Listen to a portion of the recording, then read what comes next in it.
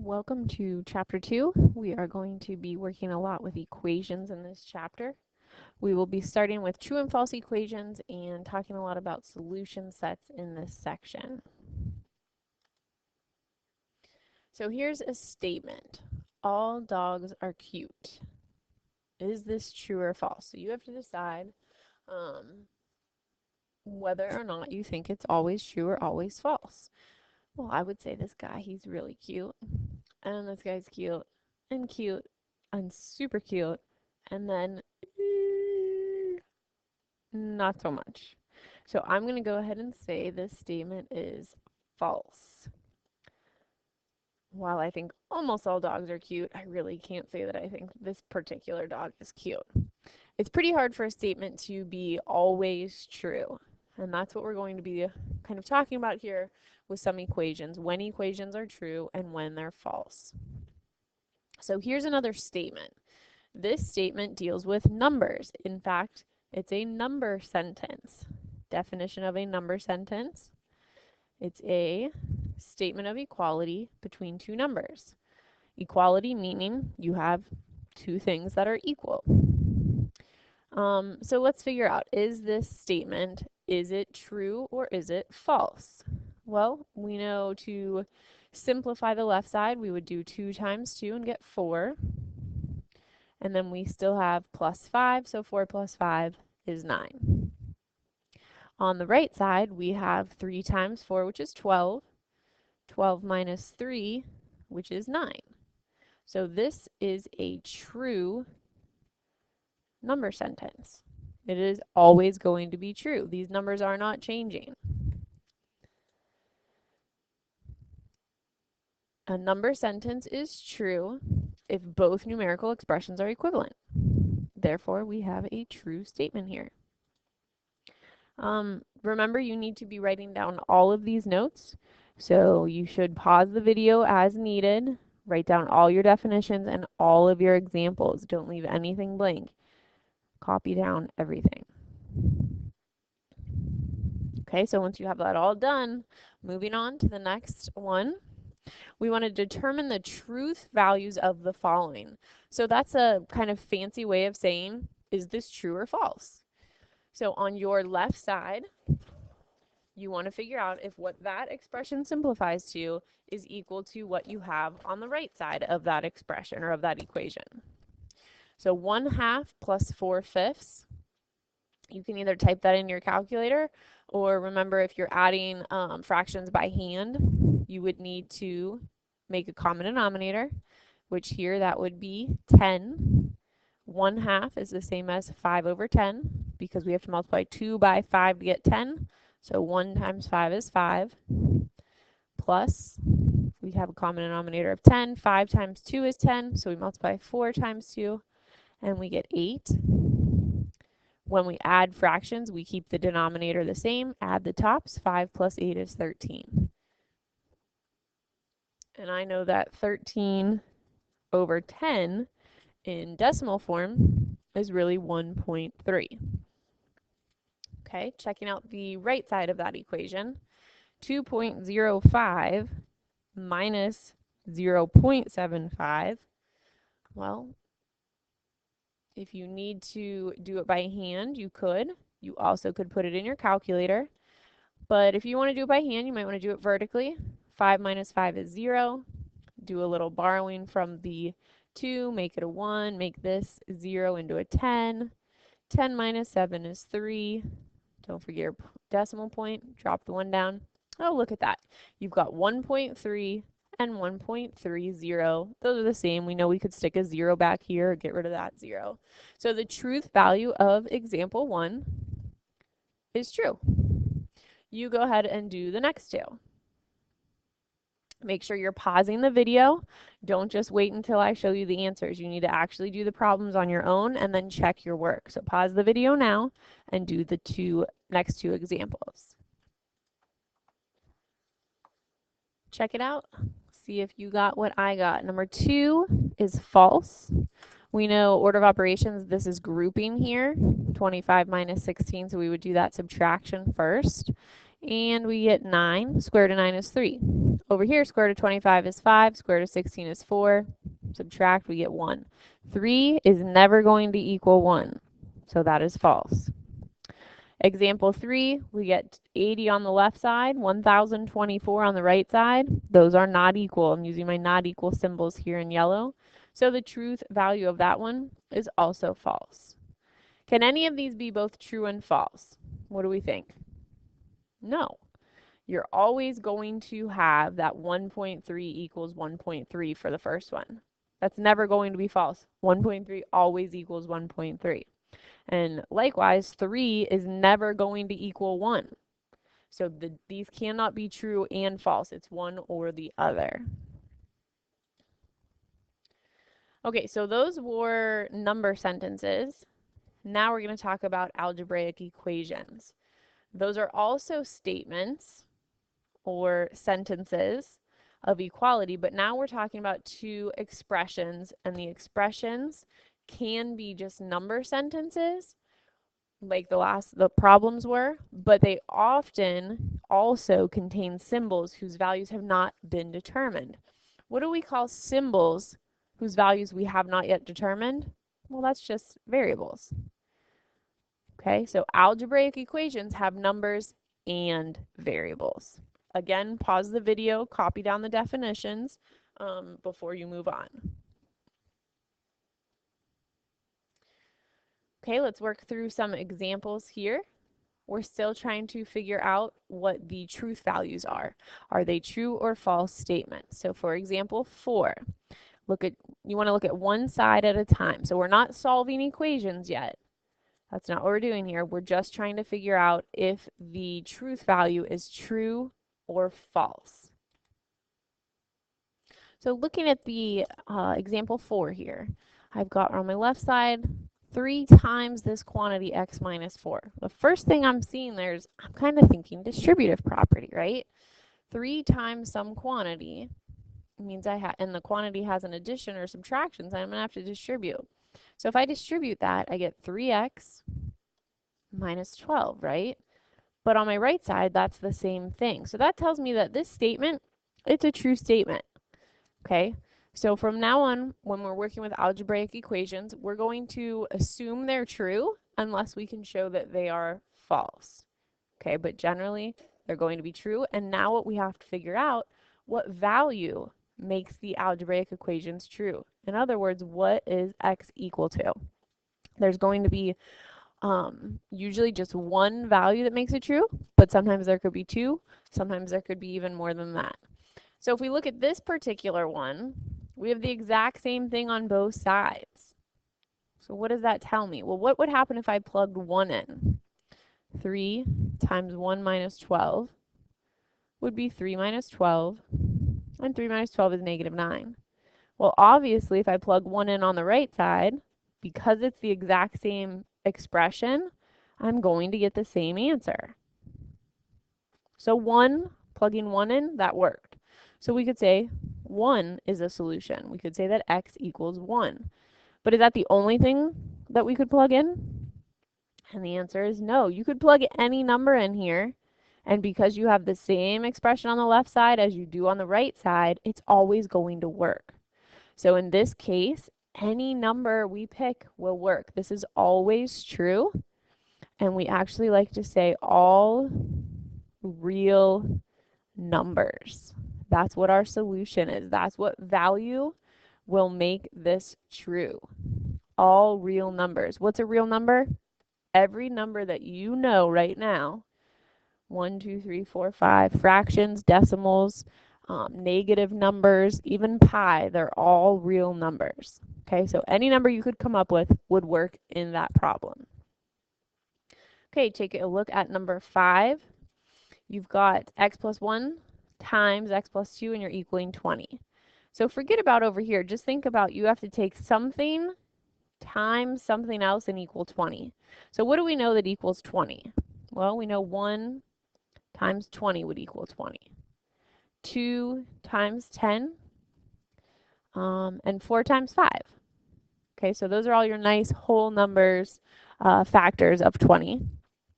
And then which one could we plug in here? Well, we have to have the same number that we plug in for x. So we can't just like stick something, we can't stick in 3 here and then 5 over here, or 2 here and then 10. We have to pick the same number for x. So if I were to choose some number plus 1 to equal 1, the only thing I could put there would be a 0. So if I plug 0 in, I would get 1 here, and I'd get 2 here, but then I get 1 times 2, and that's not 20. If I want this first thing to be equal to a 2, I'd have to plug 1 in for x. 1 plus 1 is 2. 1 plus 2 is 3, but 2 times 3 does not equal 20.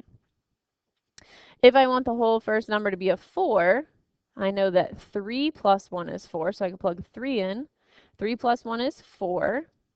And if I plug 3 in here, 3 plus 2 is 5. And sure enough, 4 times 5 is 20. So here we can say that x equals 3. Okay. Example number 6. X squared equals negative 4. Well, let's think about that.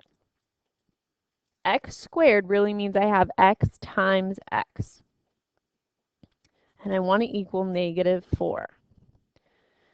Well, if I choose two positive numbers, like what times what is negative 4? Maybe I think 2.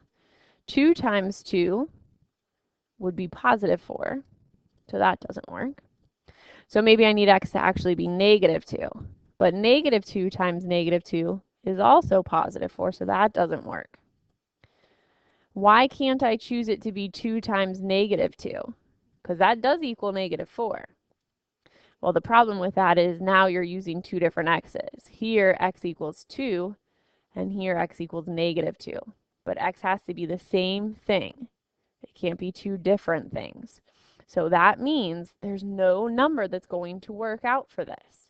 You can't square any number. There's no number in the world you could square and get a negative number. Because when you square something, if it's positive, it's still positive for your answer. And if you square a negative number, it is negative. It is never negative. It is always positive.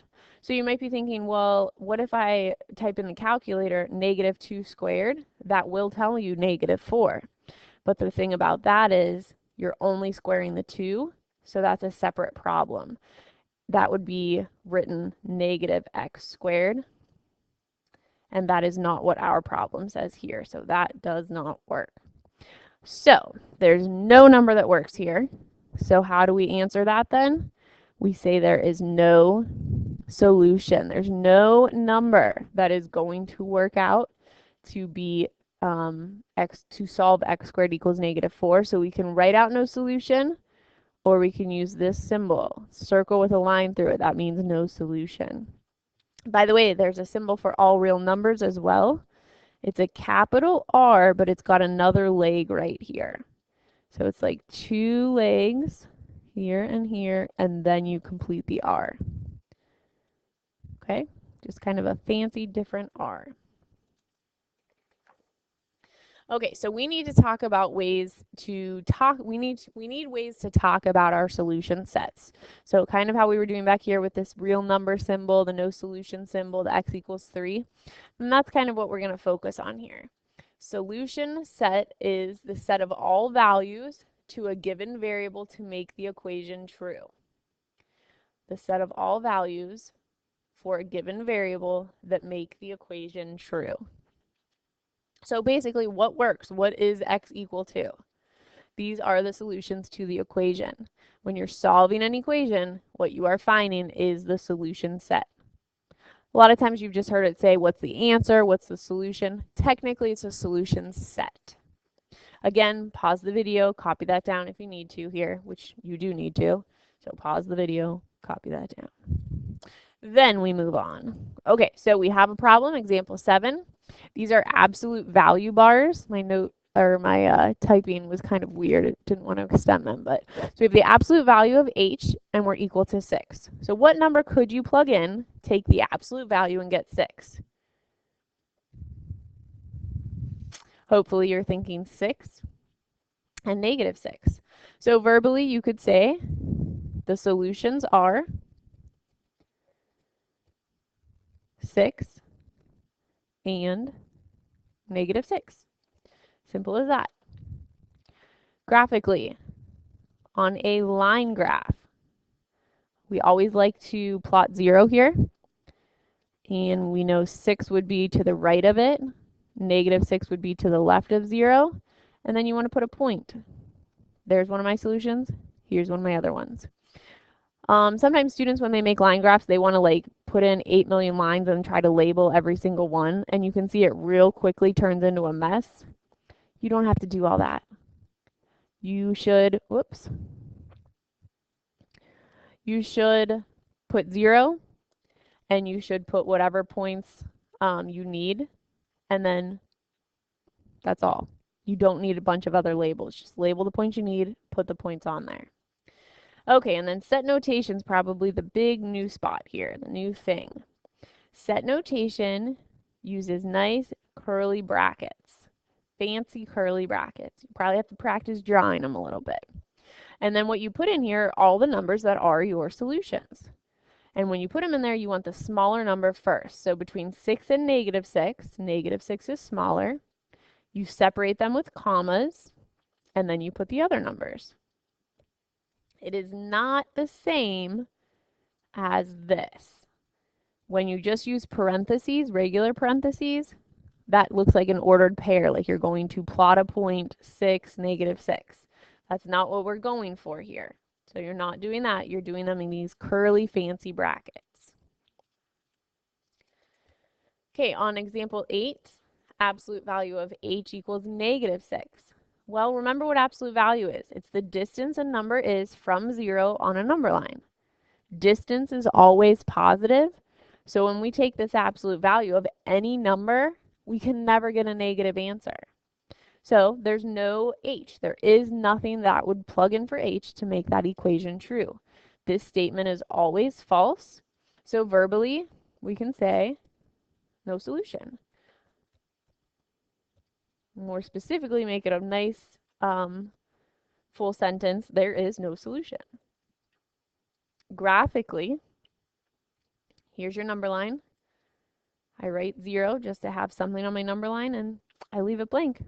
I don't put any points. There's nothing on my number line. And then in set notation, I make my curly brackets, and guess what I put in there? Nothing. We call this kind of the empty set or the null set, N-U-L-L, is that what I'm saying? Null set. But more commonly we call it the empty set, and that's it. You just leave empty brackets. And they don't even have to be spaced out. They can be right next to each other just like that with absolutely nothing in between. Okay, no solution there. A little more information here on set notation. Gonna want to copy this down.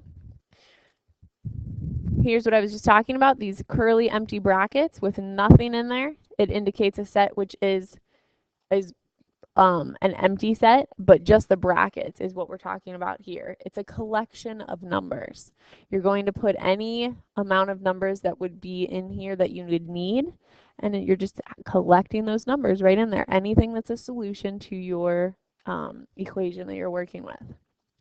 The numbers that are in that collection, that are in the set, they're called elements. So a little vocabulary there. So back on this problem, we could have said negative 6 is an element, 6 is an element. 2 elements in our set. We list them in order. We want them increasing, so your smallest number first, and then continue getting bigger. It can be empty. And you can also use a description of sets. So if you think about x is greater than 4, how many numbers are greater than 4? Well, 5 is, 6 is, 7 is, 8 is, 9 is, forever on. Plus you've got all of the decimals and fractions in between each of the numbers. So we could not possibly list all of those, so instead we describe the set. When you do a description like this, you always start by saying x is real. There are numbers that exist that are not real, but you won't see them till probably Algebra 2. But because they do exist and there are other people in the world that know they exist, we always want to be clear and say, hey, we're just talking about real numbers. So your normal, regular numbers that we always work with. Then you put a vertical bar, one single vertical bar, and then whatever you want your answers to be. So x is greater than 4 in this case is the rest of our description. Okay, but you always need this left side just to specify that.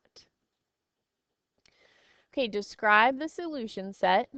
Here's your equation, and we're talking over the set of positive real numbers. We don't have to think about any negatives. We're just thinking about positive real numbers here.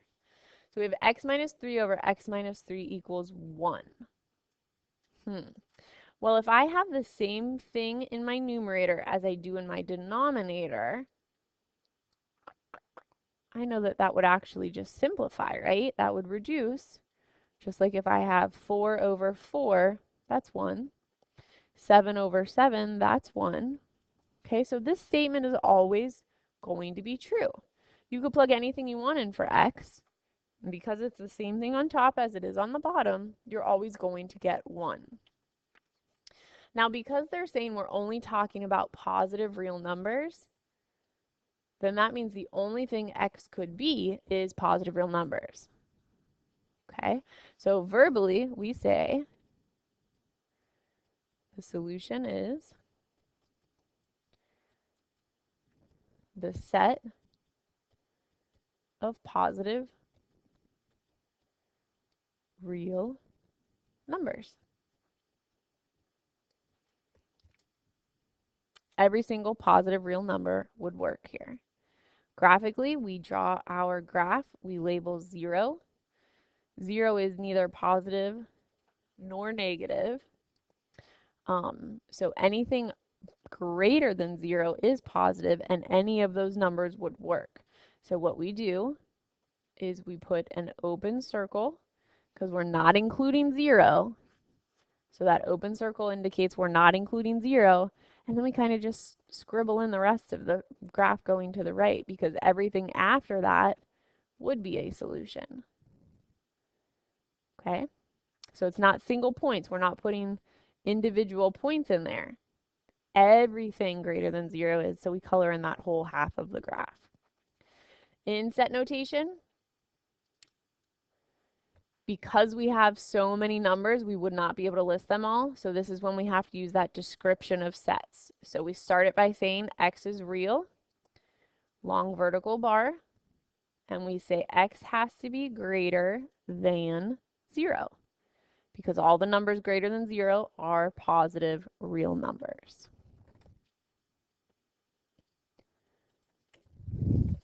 Okay, example 10, solve for g. And then we want to describe our reasoning, and in other words, we just want to describe our solution sets. So we have 2g plus g squared equals g times g plus 2. Well, this is another one that I can recognize that my right side in this case is some distributive property. And if I distribute that, g times g, I get g squared, and g times 2 would be plus 2g. Compare your left side to your right side. I have 2g, I have 2g. I have g plus g squared plus g squared. So I have the exact same thing on both sides, and that tells me that my solution could be any number at all. I could plug in any number and get this to work out. I would have an equal, true algebraic equation. So verbally, the solution set is all real numbers. Any number we plug in will work. Graphically, I draw my graph, I label 0, and then guess what? I color the whole thing in. Make it real color, and that is your solution. It's every single number continuing on forever in both directions. And in set notation, what would we put in there? Could we list every single number? Nope, can't do that. So what we can do whoops, trying to erase here. We could describe the set. We can say x is real. Draw your line, draw your vertical line. And you can say all. You don't have to say real again. Oh my gosh. Let's rewind. What you can do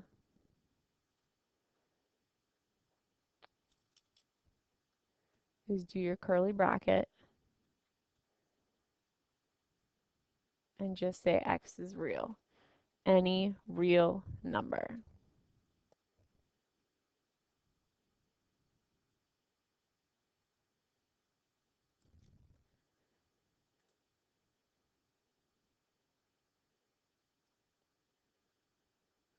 Okay, here's one for you guys to try.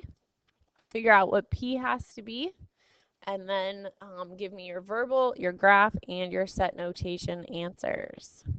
Pause the video, try it. Check it out. Made sense to me that we should add 5 on both sides. And then we get p is less than -2. So we've solved for p. We know that p could be any number less than 2. And what that means is you could pick any single number that's less than -2. I'm going to pick -12. And if you plug it in for p, it would give you a true statement. So I plug -12 in for p. -12 minus 5 is -17. And -17, sure enough, that is a smaller number. It is less than -7. How to describe that? Verbally, the solution set is all real numbers less than -2. Graphically, oh, you know what I don't have on my graph is 0. I should also have a 0 just to give you a frame of reference. It's nice to have. I definitely won't take off if you don't put the 0. It's fine just to have the -2. I leave it open circle because I don't want to include -2. -2 is not less than -2. It's the same. It's equal. So I don't include it. I indicate that by my open circle. And then I shade where all of the numbers less than -2 are, which are to the left on a number line. Set notation, nice curly brackets here. Well, I don't know about nice, but curly brackets. I said that x is real. Don't forget that. And then your vertical line, x is less than -2. Except for on here, it shouldn't be x, it should be what? P. Check that out. Make sure you put p's instead of x's. Use the variable that they gave you. Okay. Last thing, nice little quote to remind you. Failure is part of the process of success. I know it's frustrating when you spend time working on a mastery check and you don't get that 4 out of 5 or 5 out of 5 to move on, and you have to work on that corrective assignment. But you know, it's okay. That's all right. It's all right to get things wrong. It's all right to spend a little more time and really get something instead of just trying to fly through it. I'm happy some of you guys are progressing very quickly. That's awesome. But don't get frustrated when you have little setbacks. That's going to help you remember some mistakes you were making, and you won't make them again. So just keep plugging along, keep chugging along, keep working away. If you're behind, get caught up. Okay, keep working at it. You guys are doing great. You're awesome. Now go and finish your packet. Good luck.